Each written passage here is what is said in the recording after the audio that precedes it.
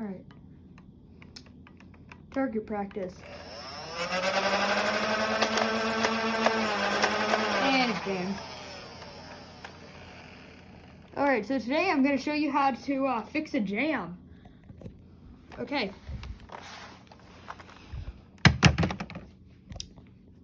So you have your assault rifle here.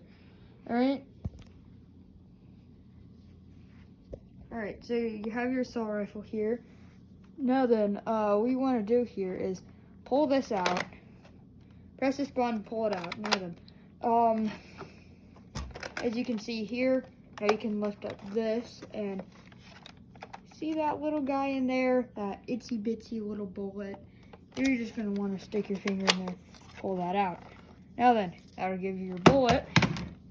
You can load it back into your mag and clip it in, and then you are ready to shoot.